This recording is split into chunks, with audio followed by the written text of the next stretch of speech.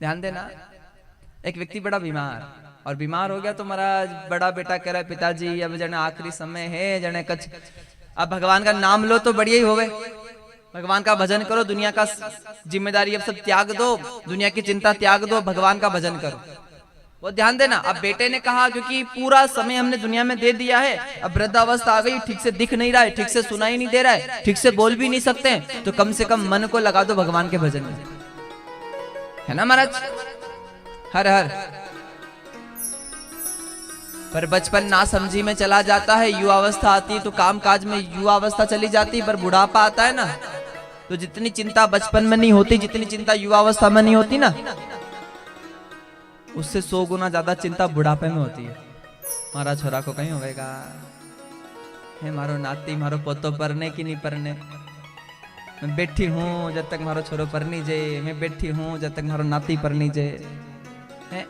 सबसे ज्यादा चिंता कब होती है? बुढ़ापे में।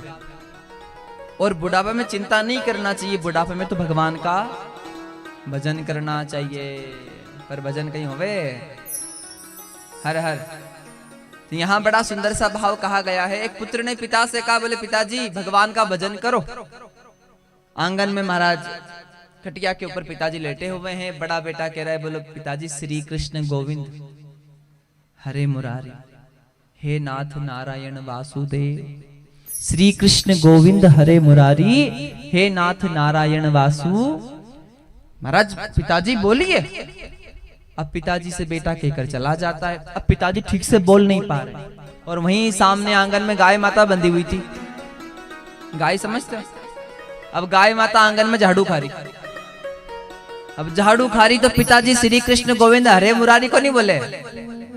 पिताजी कह रहा भाई इतनी मेहनत से मैं इकट्ठो करियोड़ो, इतनी मेहनत से मैंने जोड़ा है, या कहीं नानो महाराज कहीं औलाद हुई जाने सब बर्बाद करते महाराज। अब ध्यान देना, समझना। अब वो कह रहा है पिताजी देखो रे जने झाड़ू छुड़ा लो। अब ठीक से बोल नहीं पा रहा है, वचन निकल नहीं रहा है। तो बड़े बेटे ने देखा कि चलो पिताजी को मैंने कहा तो पिताजी को बात असर कर गई। पिताजी श्री कृष्ण गोविंद और हरे मुरारी और हे नाथ नारायण वासु बोल रहे हैं। बेटे को लगा कि नाम ले रहे हैं, और पिताजी क्या बोल रहे हैं। अब संयोग से छोटा बेटा आया शहर से, और छोटे बेटे ने देखा पिताजी इशारा कर रहे हैं। अब पिताजी इशारा कर रहे तो वो छोटा बेटा बड़े भैया से कह रहा है, बोले भैया आपको पता है पिताजी इशारा कर रहे हैं कुछ। बोले क्या इशारा कर रहे हैं? वो तो भगवान का नाम ले रहे हैं। बोले नहीं भगवान का नाम नहीं ले रहे, इशारा कर रहे हैं। आवाज ठीक आ रही है? कहो राधे राधे। नहीं आ रही तो बोल देना आप, है ना। क्या इशारा कर रहे हैं? बोले पिताजी ने खूब रात दिन करके खूब हाई धन खूब धन जोड़ रखा है, तो हो न हो पिताजी ने इस कोने में कहीं न कहीं माया छुपा रखी है।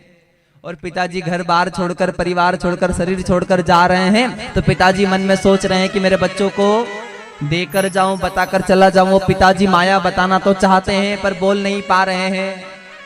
क्या करें भैया? तो बड़ा भैया ने कहा बोलो डॉक्टर को बुला लेते। और डॉक्टर को बुलाया।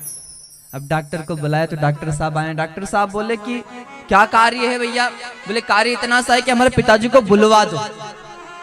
बोले ये नहीं बोल सकते। बोले बुलवा दीजिए। बोले बुलवा तो दूं, पर कुछ देर बोलेंगे और फिर मर जाएंगे। तो छोटा बेटा कह रहा थोड़ी देरी तो बुलाना है, बाकी फिर बाद में तो ही बढ़िया है, इतना में काम हो ही जाएगा। डॉक्टर ने जैसे ही कहा तो हामी भर दी। अब डॉक्टर ने महाराज जो दवाई दी जाती है उससे ज्यादा दवाई दी। अब ज्यादा दवाई दी, असर तो किया दवाई ने। पिताजी बोले तो सही, पर क्या बोले?